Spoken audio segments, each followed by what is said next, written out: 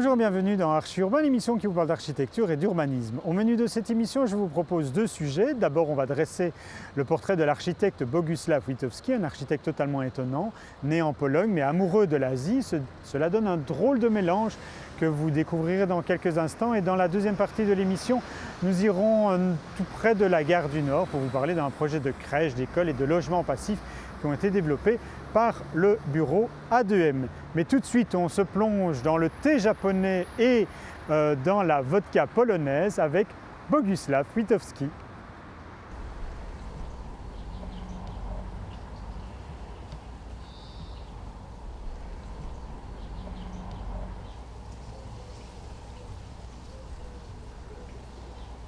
Je m'appelle Bogusław Witkowski, appelé souvent Bogdan, et je travaille pour le bureau Town Planning, Design and Architecture. J'ai suivi des cours d'ingénieur civil architecte et j'ai fait ma maîtrise à l'école polytechnique de Silesia à Gliwice, donc c'est en Pologne. Toujours poussé par cette curiosité et la volonté de me libérer du joug qui m'attachait au sol et ces frontières, je voulais sortir de la Pologne pour apprendre comment travaillent mes confrères. J'ai gagné quelques concours et j'ai pu sortir la première fois en 68. Ensuite, c'était 69.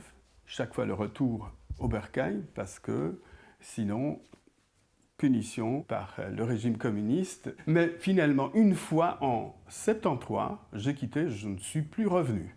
Et je suis devenu illégal pendant 3 années en Belgique. J'essayais de me renseigner comment travaille-t-on ici, puisque chez nous, c'était le préfat, l'architecture réglée par des normes extrêmement strictes. On ne pouvait rien faire, tout était décidé pour vous. Et horreur, j'ai découvert qu'ici aussi.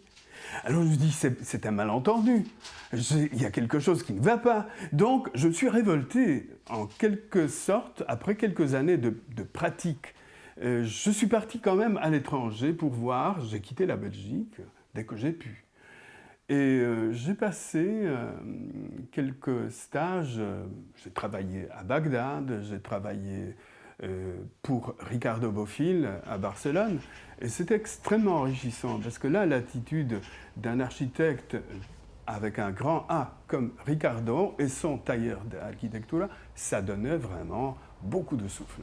Et je suis revenu en 89 pour commencer ma propre activité indépendante d'architecte. Et puis voilà, je voulais cette architecture verte, respectueuse de l'homme, de la nature et être vraiment générateur de ce type d'attitude respectueuse vis-à-vis de cet environnement naturel.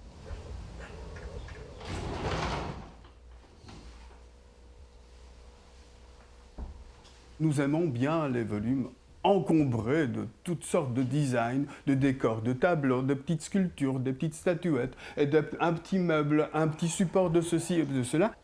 Les Japonais notamment n'ont rien de ça. Vous rentrez dans une pièce, elle est complètement vide.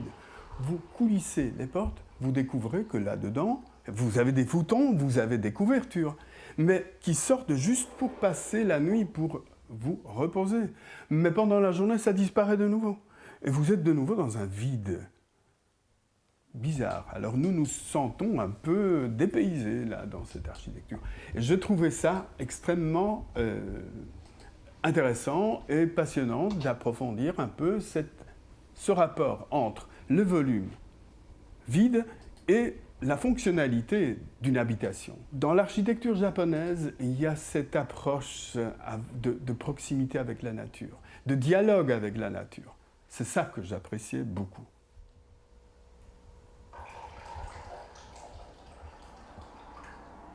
Il faut créer le nouveau modèle d'architecture qui puisse effectivement utiliser des nouveaux espaces comme espaces agricoles, où l'on puisse cultiver et nourrir cette ville, que la ville puisse se nourrir elle-même par cette agriculture urbaine, mais pas en créant des boîtes et à l'intérieur produire étage par étage des légumes, il faut quelque chose de plus organique. J'ai proposé quelques solutions où il y avait vraiment la ville qui s'étalait sur des terrasses.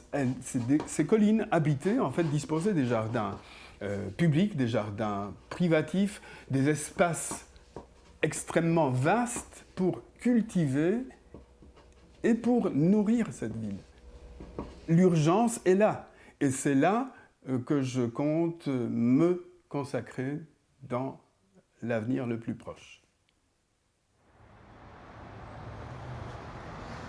Maintenant que vous savez tout sur Boguslav Witowski, je vous propose de changer complètement de sujet. Nous allons dans le quartier nord avec le bureau A2M pour parler d'un projet de crèche, d'école et de logement passif.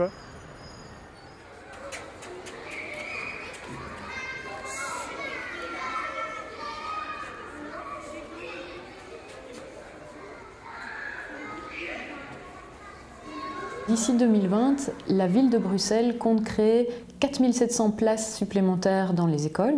Et donc le projet Anvers-Simons, l'école de l'héliport, s'inscrit dans cette politique et propose maintenant 68 places supplémentaires par rapport à la première implantation. Le programme était assez dense et on était en plus contraint par un PPAS qui nous imposait certains volumes à respecter sur le site. Et donc, par rapport à ça, c'était assez évident la façon de répartir les fonctions. C'est-à-dire que de toute façon, il y avait un endroit où on pouvait monter plus haut sur le site où on plaçait les logements. Et donc tout le jeu a été de voir où est-ce qu'on met l'école, etc. et comment imbriquer logement et école. Et donc au lieu d'avoir une scission verticale, on a une espèce d'enchevêtrement partiel des deux fonctions. Mais on a aussi l'ancienne école de l'héliport, donc un vieux bâtiment qui se trouvait sur le site. On a choisi de conserver ce bâtiment et de le rénover. On a fait une extension aussi, on a rajouté une nouvelle paroi extérieure et donc on a un couloir qui permet de passer de classe en classe. On a joué avec des volumes de hauteurs différentes et aussi des ouvertures qui sont complètement différentes. C'est-à-dire que par exemple dans l'école, on a utilisé un système d'ouverture beaucoup plus ludique, une sorte de gruyère avec des fenêtres à différentes hauteurs pour avoir aussi des fenêtres à la hauteur des enfants. Et dans les logements, on a plutôt utilisé des fenêtres qui suivent une trame beaucoup plus régulière, des fenêtres verticales. En façade, pour créer des identités différentes, on a donc côté école, on a utilisé des panneaux en fibre ciment qui créent un jeu aussi avec les ouvertures et où on a deux couleurs différentes qui sont utilisées, une couleur blanche pour faire ressortir le volume de la salle de sport et une couleur grise pour le socle du bâtiment. Pour les logements, on a ce socle gris qui continue aussi avec ces panneaux en fibre ciment. Et au-dessus, on a un enduit blanc. Et alors, on a des balcons verts et des boîtes vertes qui créent une certaine dynamique dans la façade, un séquentiel. Les boîtes vertes qu'on voit en façade n'ont pas juste été créées pour l'aspect esthétique, mais c'est un petit artifice qui nous permet de répondre au mètre RF qui est imposé par les pompiers. On a mis un code couleur avec du bleu, du vert, du jaune dans les différentes classes et ça permet de repérer directement les différentes sections. En plus de ça, par exemple pour la première classe d'accueil, qui est vraiment la transition entre la crèche et la maternelle, là on utilise non seulement un code couleur, donc on a une classe qui est rouge, mais on mélange les deux meubles qui font partie soit de la maternelle, soit de la crèche. Donc on a toujours le meuble caractéristique de la crèche qui est un meuble de change, assez ergonomique, où les enfants peuvent grimper dessus et la puéricultrice peut les changer, mais on institue déjà les codes plutôt liés à la maternelle avec des petites tables, des chaises où les élèves peuvent jouer. Et on a une petite classe de psychomotricité pour les enfants plus jeunes. Et on a remarqué que cette classe était particulièrement appréciée des enfants parce qu'on a ces petites ouvertures qui parsèment le mur et qui donnent des petits cadres de vue vers l'extérieur.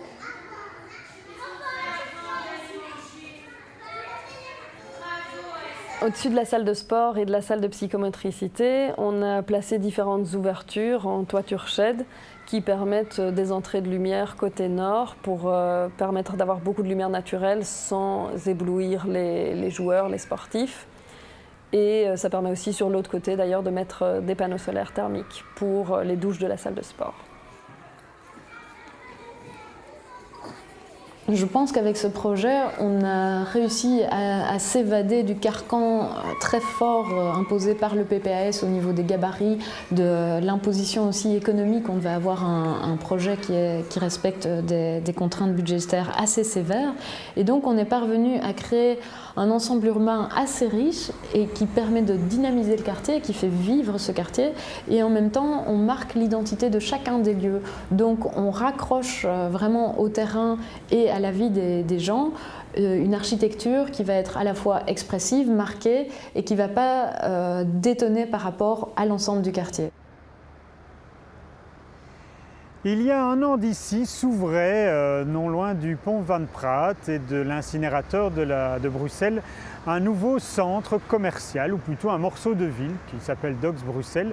Un an plus tard, nous allons faire le point lors de notre prochaine émission en compagnie du promoteur immobilier, de différents commerçants également, ainsi que de l'exploitant du White Cinema et de son architecte. Mais ça, ce sera pour la prochaine fois. D'ici là, vous pouvez voir et revoir cette émission comme toutes les autres sur www.archiurbain.be. Je vous souhaite de très bons moments, une très belle semaine. Merci beaucoup pour votre fidélité et à bientôt. Au revoir.